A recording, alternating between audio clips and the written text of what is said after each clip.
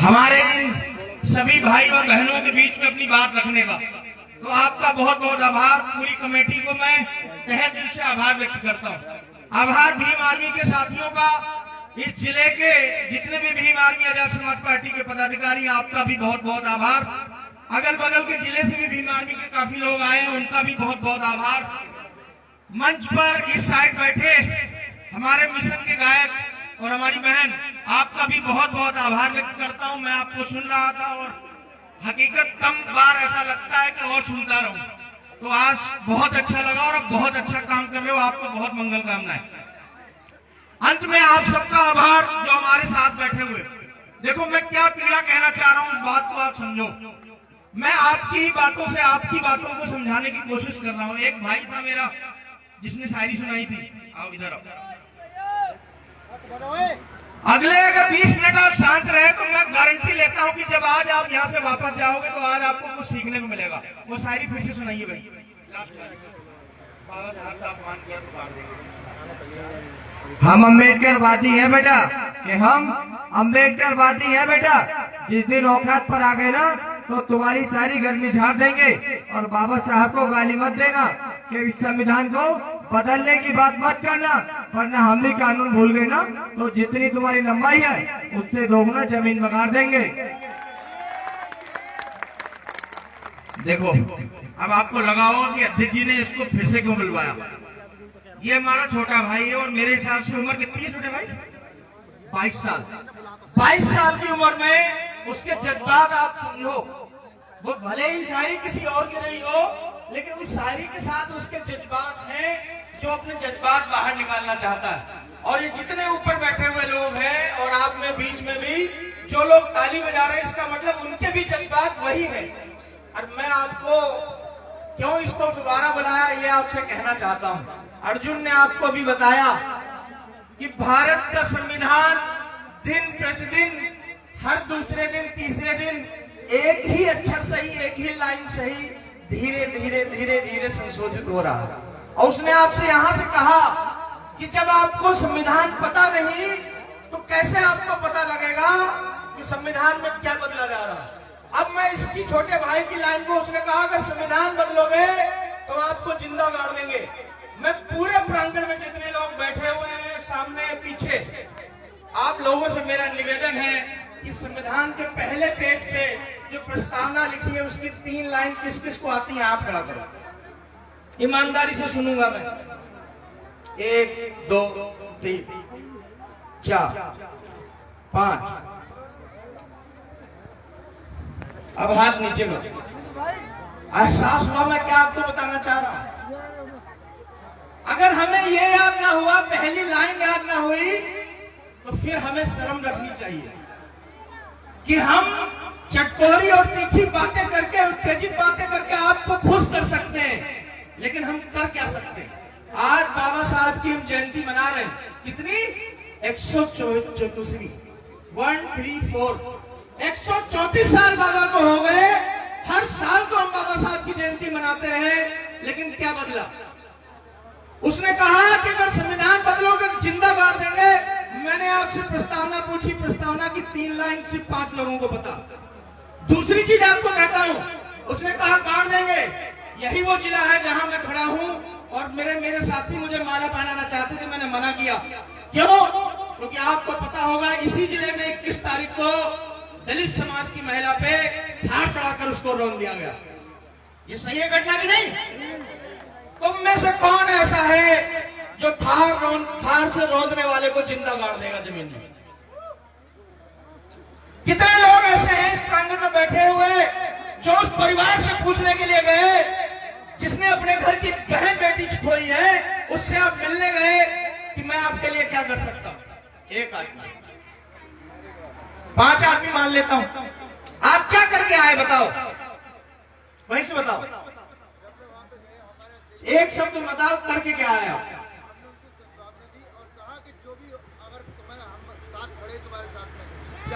अब मुझे ये बताओ कि आज मैं तुम्हारे बीच में खड़ा हूं और तुम में छत पे बैठा हुआ, सामने बैठा हुआ कोई आदमी मुझे गोली मार दे, तुम मेरी मां को क्या दे सकते? सांत्वना। सांत्वना से मेरे मां का कुछ हो जाएगा। और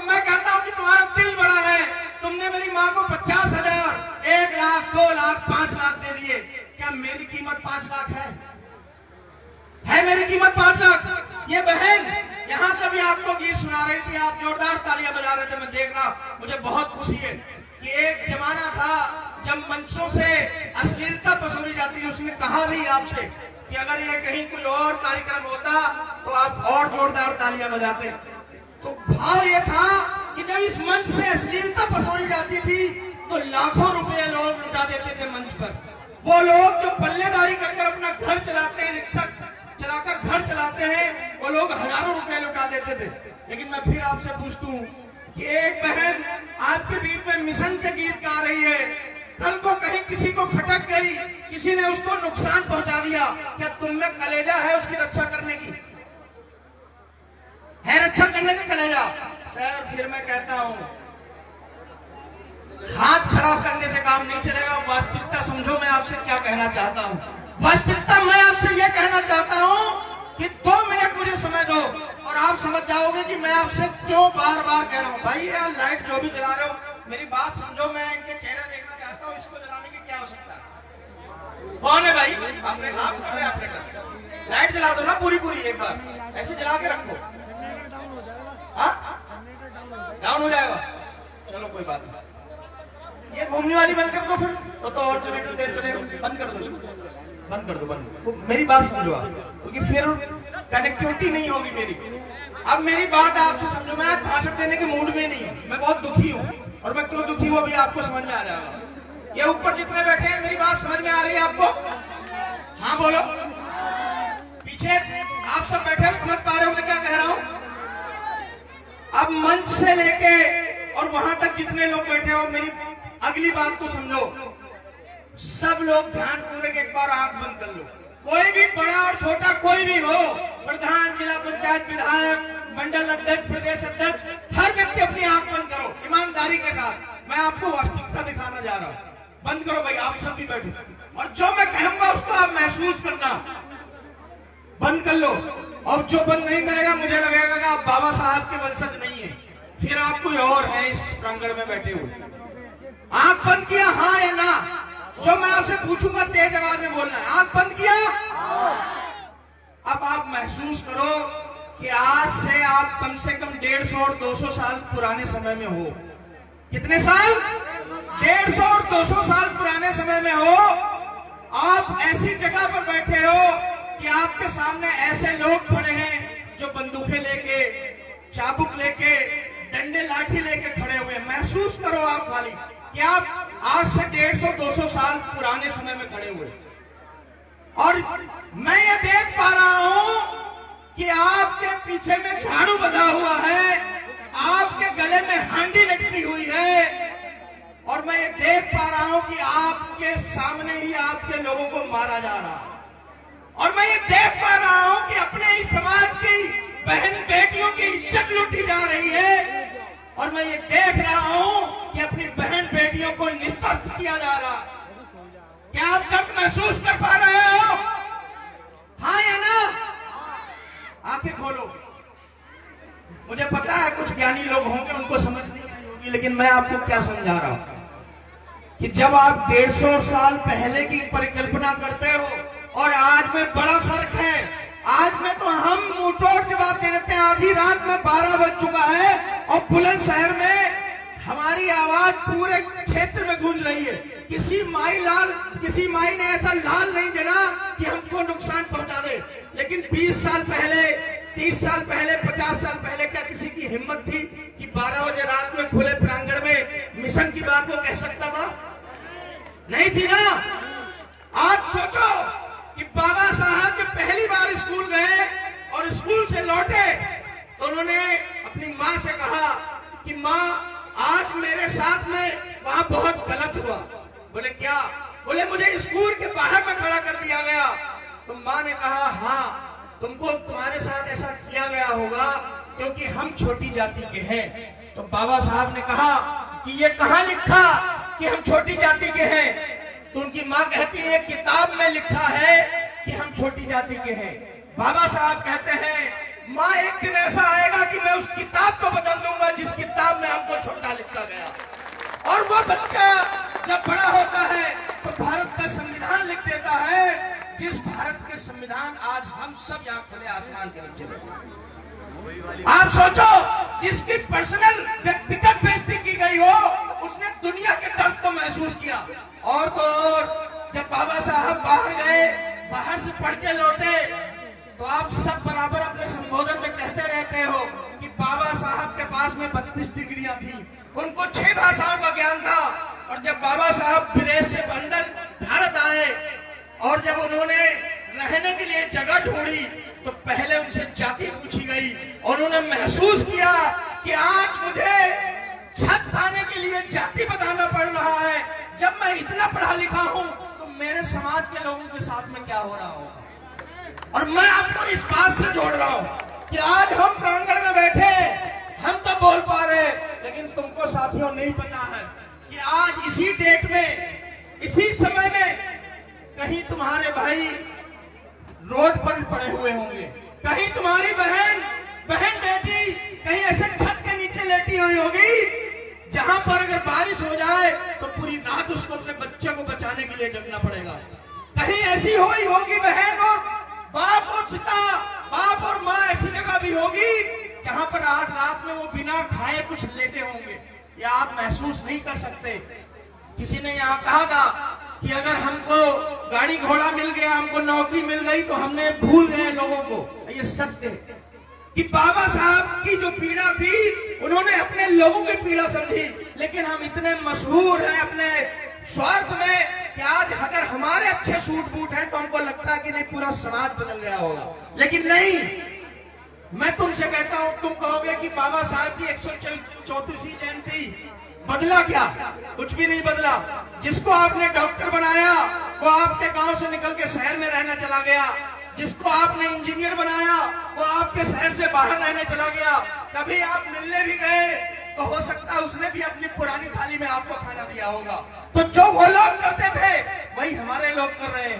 फर्क, गलती किसकी? हमकी, क्योंकि हमने अपने आप को नहीं बदला। हम आज कोसते हैं आरएसएस को, बीजेपी को, कि वो लोग हमारा शोषण कर रहे हैं। मैं आपसे एक बात कहता हूं माताओं बहनों, आप जरूर समझिएगा कि मैं क्या कहना चाह रहा हूं।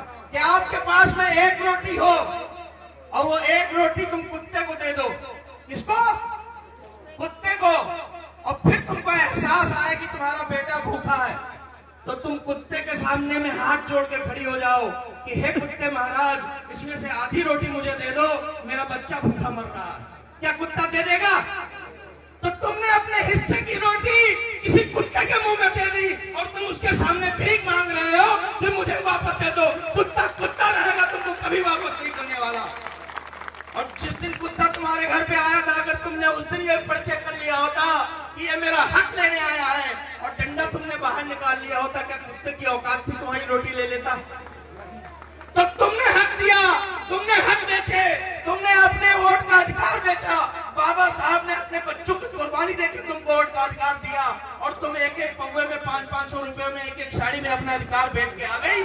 तो ये गुलामी की जंजीरें किसी ने हमको पहनाई नहीं, ये सत्य है कि हमने स्वयं पहन रखी है। ये प्रांगण बैठा है, मैं गारंटी के साथ कह सकता हूँ कि इस प्रांगण में कम से कम 20 से ज्यादा संगठन के लोग बैठे हुए, जो बहुजन समाज के संगठन हैं, 20 से ज्यादा। और अभी जब मैं ऊपर बैठा था तो यहाँ मेरे सामने भीड़ पूरी खड़ी थी। वो चाहती थी कि हम मंच पर हमको कुर्सियां मिले, वो चाहती थी कि हमको सोफा क्यों नहीं मिला, सोफा सीमित था। मेरा मन था कि मैं ऊपर से नीचे उठ के आ जाऊं, लेकिन मैंने कहा फिर ये लोग नाराज हो जाएंगे कि अध्यक्ष जी आपने अव्यवस्था कर दी। अव्यवस्था करते हैं हम, देखो आप अच्छे से समझो। बाबा साहब ने क्या कहा कि बराबरी की बात करने की बात कही उन्होंने इनके सम्मान के लिए लड़ा। एक जमाना जहां महिलाओं को तिरस्कार के भाव से देखा जाता था, बाबा साहब की बदौलत आज एक शोषित वंचित समाज की महिला इस देश की राष्ट्रपति बनी बैठी हुई। तो ये श्रेय तो बाबा साहब को जाता है, लेकिन इस श्रेय में हमारा क्या योगदान है? आप अपने प्रांगण को देखो कि पुरुष वर्ग ज्यादातर कुर्सी पर बैठा हुआ, महिलाएं आज भी जमीन पर बैठी हुई। ये असमानता कौन कर रहा है? हम कर रहे हैं। मैंने क्या कहा, जब तक एक जैसे मंच नहीं लगेंगे, एक जैसी समानता नहीं होगी, तब तक जब तक हम अपने आप को नहीं बदलेंगे, हम किसी को बदल नहीं सकते। इस बात को आप गारंटी ले लो। कितनी आप सारी और तो सुनो, वो चाहते हैं कि तुम में जज्बात आए, तुम बंदूक उठाओ, तुम डंडा उठाओ। जेलों के दरवाजे उन्होंने खोल रखे हैं, दर बदर जिले में एक जेल की बजाय 2 जेल बनाना उन्होंने शुरू कर दिया। कभी अगर मन हो तो जाओ जेलों का एक बार दौरा करके आओ, अपने लोग वहां मिलेंगे। वो चाहते हैं कि तुम बंदूक उठाओ, तुम तलवार उठाओ, तुमको अंदर करे।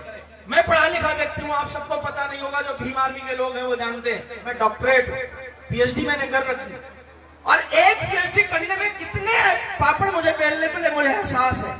और बाबा साहब ने 3-3 बार PhD की। तो आप सोचो कि एक ऐसी शख्सियत कितनी महान रही होगी, लेकिन आज भी इसी देश में उस शख्सियत को लोग हीन भावना से देखते हैं। आज भी उस शख्सियत की मूर्ति तोड़ते हैं। आप सोचो कि बाबा साहब की मूर्ति का अंगूठा तोड़ना, उनकी गर्दन तोड़ना, उनकी मूर्ति को गिरा देना, कितना भय है लोगों के अंदर में कि अगर ये विचारधारा फैल गई तो फिर हमारा बोरिया बिस्तर बन जाएगा, हम जहां से आए थे वहीं वापस जाना पड़ेगा। मैं आपसे फिर कहता हूं कि इन कुर्सियों का, इन सोफों का झमेला छोड़ दीजिए, अपने आप को समझिए ये किराए की है, ये लोग करा रहे हैं, इनको इसका किराया देना पड़ेगा। 20 रुपया, 25 रुपया, 5 रुपया, 10 रुपया। अगर ये कल न पहुंचाए तो इस किराया डबल कर दिया जाएगा। लेकिन अगर आज इस राज्य में जहां हम खड़े हैं, इस राज्य में अगर तुम्हारी सरकार होती, 10 टेंट वाले कम से कम तुमको कुर्सियां यहाँ पर फ्री में देके जाते। तो ये कुर्सी नहीं, एक बार दिल में पुकार के कहो, ये कुर्सी नहीं, वो कुर्सी चाहिए। उस कुर्सी पर जिस दिन तुम्हारा व्यक्ति बैठेगा तब तुमको ये कुर्सियां फ्री में मिल जाएंगी। मैं इसीलिए अपने भीम आर्मी के लोगों से कहता हूं, मैं कहीं जाऊं, आप मुझे कुर्सी मत दो, आप जमीन में बैठाओ, मुझे आप खाली माइक दो, मुझे आप मंच दो। मैं ये कहना चाहता हूं, मैं आपको पीड़ा सुनाना चाहता हूं। मैं आपको एक छोटी सी कहानी सुनाता हूं। मेरी माताओं बहनों, आप ध्यान दो। मेरा आप पे बार बार इसलिए जाता है कि जिस दिन आप बदल गई, ये दुनिया बदल जाएगी, ये समाज बदल जाएगा। इस बात को आप मान लो। आपका ये बेटा, आपका भाई अगर यहाँ खड़ा है तो मेरे इस खड़े होने में पिता का योगदान जितना है, उससे कहीं 2 गुना मेरी माता का योगदान है। अगर वो योगदान न देती तो मैं शायद आज यहाँ नहीं खड़ा होता। मैं आपसे कहना चाहता हूँ, आप मेरी एक लाइन को समझिएगा, आप एहसास कर पाएंगे कि मैं क्यों यहाँ आया। एक जंगल में एक चिड़िया है, और वो चिड़िया बैठी हुई है। उसका काम इतना है कि दिन भर में वो अलग अलग जगहों पर जाती है और कीड़े मकोड़े चुनती है और अपने भोजन के रूप में लेती है। दिन भर की उसकी दिनचर्या, भोजन उसको मिल जाता है, वापस अपने घोंसले में जाती है, सो जाती है, इतना ही काम है। एक दिन वो पेड़ पे बैठी हुई थी, तब तक एक किसान वहां से निकलता है और उस पेड़ के नीचे बैठ जाता है। तो चिड़िया उस किसान से पूछती है, तुम्हारी टोकरी में क्या है? तो किसान कहता है, इसमें कीड़े मकोड़े हैं। तो बोले, इनका क्या करोगे? तो बोली, मैं इनको बाजार में ले जाऊंगा, बाजार में बेचूंगा, और वहां से मैं पंख लेके आता हूं, और मेरा व्यापार पंख का है। तो चिड़िया कहती है, तुम मूर्ख हो, बाजार जाने की जरूरत क्या है?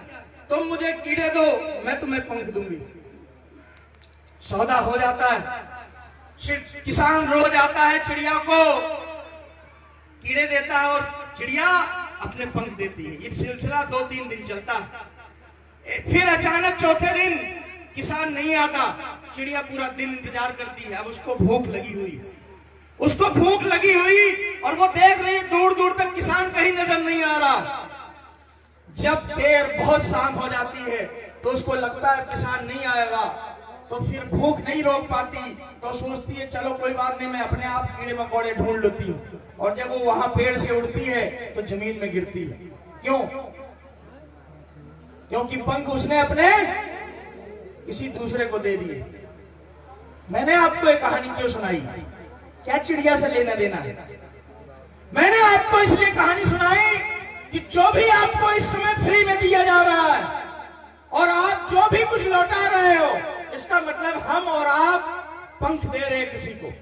और जिस दिन ये फ्री वाला आपको रोक दिया जाएगा, उस दिन आपको मौत से मरने से कोई रोक नहीं पाएगा। आप सोचो, ये बुजुर्ग लोग बैठे हुए हैं, इसमें 5-6 लोग, ये बता पाओगे, इसमें दादी लोग बैठी है, बता पाओगे आपको कि एक जमाना था, ये अपने फावड़े, अपने कुदाल से, अपने हल से 3-3, 4-4, 5-5 बीघा खेत जोत देते थे। अगर इनके घर में रोटी नहीं हुई तो जाकर शहर में भूसी भर के आ गए, सीमेंट की बोरी उठा के आ गए, लेकिन अपने बच्चे का पेट पाला इन्होंने मेहनत करके। लेकिन आज का युवा ये छत पे बैठा हुआ और हम जैसे लोग जो खड़े हुए, कल से अगर रोटी हमारे घर में ना हो तो हम में हिम्मत ना है कि हम खेत जोत पाएंगे। है हिम्मत नहीं, क्यों? क्योंकि फ्री की आदत हमको डाली गई कि इनको फ्री खिलाया जाए, और फिर जिस दिन फ्री बंद कर दिया जाएगा उस दिन फिर इनका इंतजाम हो जाएगा। एक मैंने पिक्चर देखी, आपने भी देखी होगी, उसमें अमरीश पुरी कहता है, मुनीम उसका कहता है, ठाकुर साहब इनके अंगूठे के निशान ले लिए जाएं। तो अमरीश पुरी कहता है अभी नहीं, पहले इनको हराम की खाने की आदत पड़ जाने दो। मैं फिर आपसे डायलॉग से कहता हूं, वो डायलॉग सत्य है कि जब तक तुमको ये हराम की खाने की आदत पड़ी रहेगी, तुम अपना इतिहास कभी लिख नहीं सकते। कितनी तुम जयंतियां मना लो, तुम्हारा कुछ नहीं बदलने वाला, कुछ नहीं बदलने वाला। इस बात को मानो। आज किसी पे थार चढ़ाई गई, कल तुम गारंटी ले सकते हो क्या कि तुम पे नहीं चढ़ाई जाएगी? इस प्रांगण में, इस मंच पर बैठा हुआ और मैं स्वयं, क्या मैं गारंटी ले सकता हूं कल मैं नहीं मारा जाऊंगा? सब मारे जाओगे। आज कोई और मारा जा रहा है, कल तुम मारे जाओगे। और याद रखो मेरी बात, दर्द तुमको इसलिए नहीं हो रहा क्योंकि वो बेटी, वो बहन, वो माँ तुम्हारे घर की नहीं थी। लेकिन जिस दिन तुम्हारी घर की बेटी मरी या तुम में से कोई मरा, उस दिन तुम फूट फूट कर रोओगे और लोग ऐसे ही मंचों से भाषण दे रहे होंगे, कोई तुम्हारे घर पे पूछने नहीं आएगा। वक्त अभी भी है कि अगर एक भी विपदा पड़ी है, हम सब मिल जाए और हम सब उसके लिए खड़े हो जाए। कल को अगर कोई हमको छेड़ेगा तो पूरा समाज एक खड़ा हो जाएगा। अगर ये तुम कर सकते हो तो बाबा साहब के मिशन के सच्चे साथी हो। अगर ये नहीं कर सकते तो फिर तुमको ये छोटी मोटी की मिशन की व्याख्यान मुबारक हो। मैं तो चला हूं एक सफर पर, मुझे नहीं पता मेरा क्या होगा, लेकिन मैं इतना जरूर कह सकता हूं, मैं किताबों में बिकूं या न बिकूं, लेकिन कभी भी भीम आर्मी का या बाबा साहब के मिशन का नाम लिखा जाएगा, इतिहास लिखा जाएगा, तो हमारी लाइन 2 लाइन जरूर लिखी जाएगी। और जिस दिन 2 लाइन लिखी जाएंगी उस दिन हम अमर हो जाएंगे। तुम तय करो कि तुमको अमर होना है या अपनी गाड़ी घोड़े अपने मकान बनाने।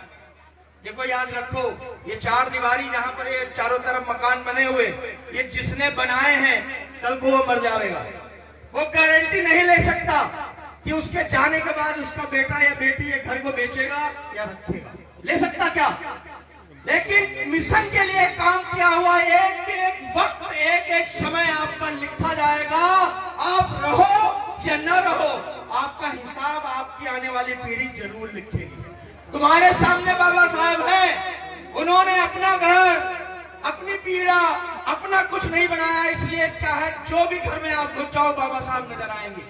काशीराम साहब ने अपना कुछ नहीं बनाया। कोई बता दो मुझे, यहाँ बैठा हो जो काशीराम साहब का महल देख के आया हो, है कोई? क्योंकि उन्होंने बनाया नहीं, उन्होंने शादी नहीं की। उनकी माँ ने कहा कि काशी तुम ब्याह कर लो, तुम्हारे लिए अच्छा रहेगा, क्योंकि जब आगे वाली पीढ़ी होगी तो तुम्हारा नाम बढ़ाएगी। मानवर साहब कहते हैं कि अगर मैंने तुम्हारी बात न मान ली तो हो सकता है जब कभी इतिहास लिखा जाए मेरा, तो लोग मुझे अच्छे पुत्र के रूप में याद करें। हो सकता है मैंने शादी कर ली तो मुझे अपना पति कहा जाए, और मैंने बच्चे पैदा कर लिए मुझे अच्छा बाप कहा जाए। लेकिन अगर ये कुछ भी ना किया और मैंने अपने लोगों की सेवा कर दी, तो एक ऐसा दौर आएगा कि मैं घर घर पहुंच जाऊंगा। और मानवर साहब आज की डेट में घर घर पहुंच चुके। काटू बच्चन मैं कह के जा रहा हूं, तुमको बुरा लगेगा। बातें कम करो, काम ज्यादा करना पड़ेगा। और जिस दिन तुमने बातें कम करना और काम ज्यादा शुरू कर दिया, उस दिन जरूर बदलेगा। बदलाव आया है। कोई अगर ये कहे कि ये समाज सो रहा है, नहीं, 12 साढ़े 12 बजे रात में खड़ा हुआ, इतने लोग बैठे हुए, और मैं पिछले आधे घंटे 20 मिनट से बोल रहा हूं, आप सब स्तब्ध होकर सुन रहे हो। इसका मतलब पीड़ा है, लेकिन आपको रास्ता नहीं पता। आपके अंदर में जज्बात है, लेकिन आप करो क्या, आपको कुछ नहीं पता। मैं आपसे कहता हूं, आप भीम आर्मी में हैं, आप किसी और संगठन में हैं, आप 20 संगठन में हो, मुझे कोई दिक्कत नहीं। मेरा एक ही लक्ष्य है, बाबा साहब का सपना पूरा होना चाहिए, और आप सपना पूरा करिए। लेकिन मैंने फिर कहा कि आप इस सपने को किस प्रकार से पूरा करना चाहते हो, ये बहुत जरूरी है। अगर आपने इस सपने को बेचा, इस मिशन को बेचा तो याद रखना, पहले भी एक कहानी काल्पनिक लिखी गई थी, उसमें एक विभीषण नाम का पात्र था। कहीं ऐसा ना हो कि कल को जब कहानी लिखी जाए आपका भी कोई नाम दे दिया जाए, लोग आपके नाम से गालियां बना देंगे। तो ऐसा नहीं करना है।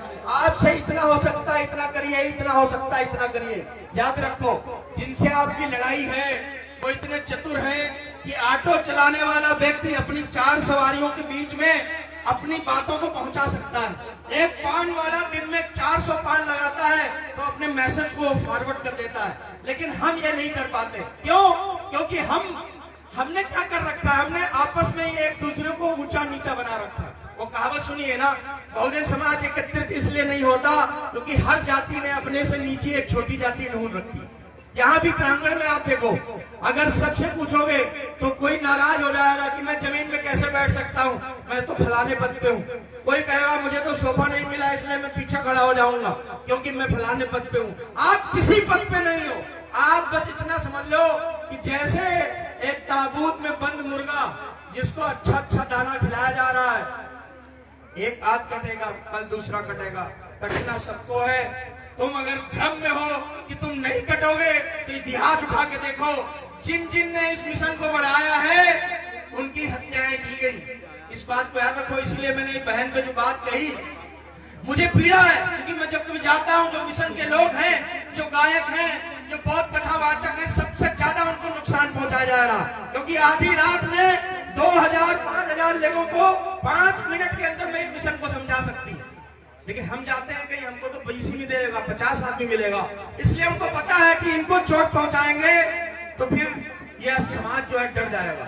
आप कितनी भी फेक चीजें कर लो, कितने जबरदस्त नारे लगा लो, मैं गारंटी ले रहा हूँ, माताओं बहनों ईमानदारी से कहना, हालांकि तुम सच्चाई बोल नहीं पाओगी, मुझे मालूम है, क्योंकि हम झूठे बहुत लोग हैं। हमने आपसे कहा कि बाबा साहब ने 4-4 बच्चे कुर्बान किए, आप सबको पता है कि नहीं?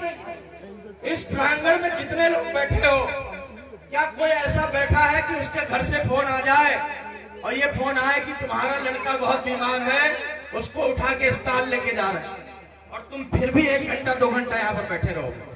है कोई? झूठ मत करना, सच्चाई को महसूस करो। क्या आप कर सकते हो ऐसा? नहीं कर सकते। क्यों?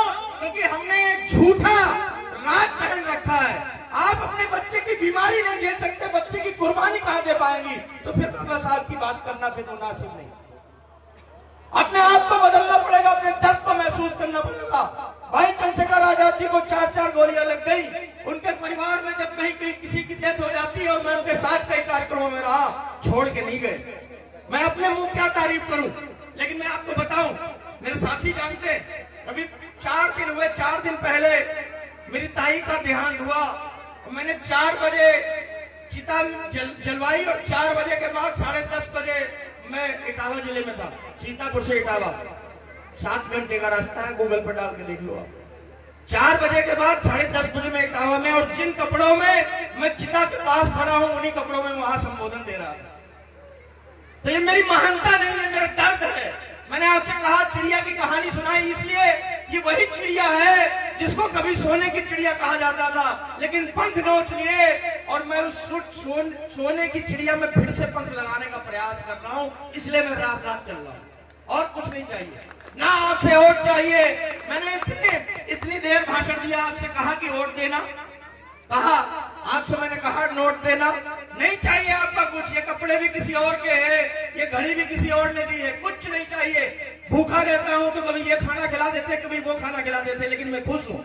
मेरे साथ के दर्जनों लोग इस समय क्लास 1 के अधिकारी हैं जो मेरे साथ पढ़े थे, और वो कभी मुझसे मजाक में कहते हैं कि तुम ज्यादा मुझसे होशियार थे, लेकिन तुम पीछे रह गए, मैं आगे बढ़ गया।